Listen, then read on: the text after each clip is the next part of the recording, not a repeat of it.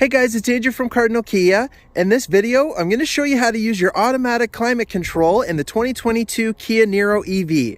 I have in front of me here an SX Touring in Yacht Blue. Let's get started. Okay, so to start us off, we're going to go through the buttons that are here. We have two knobs. On the left, we have the temperature knob. On the right, we have our fan speed knob. Inside the temperature knob, we have the auto control button, which we'll get to.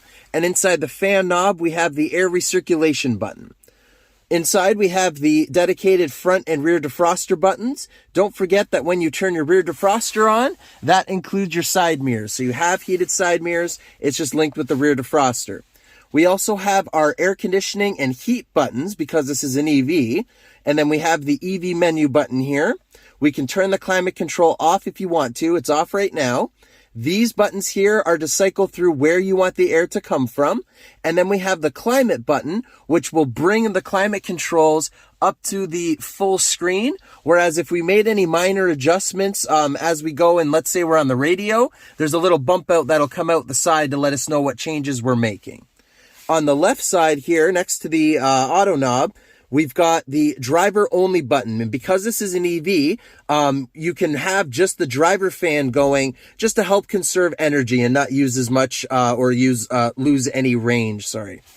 So right now, if I were to turn the heat or the air conditioning on, it does not take long in the EV for the heater to actually start pumping through warmer air. And same thing with the air conditioner. It does not take long for it to start pumping through the cool air. Now, anytime I go to make an adjustment in turning the heat on, the air conditioner, the fan speed, you will notice that your range is going to change based on what you're changing. So right now I was just adjusting the fan speed knob, and you'll see how much of a range that it changes. So just be mindful of what you're going to do with the climate control and what range you need for your drive for the day or whatever you got planned.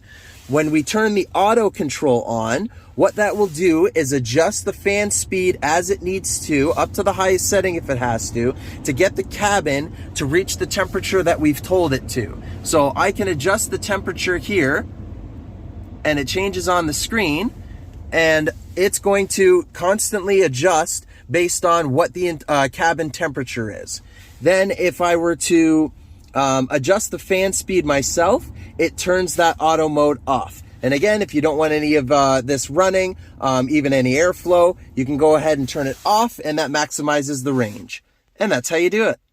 Thank you very much for watching, guys. Please hit that like button if you enjoyed this video, and please consider subscribing if you're enjoying our content.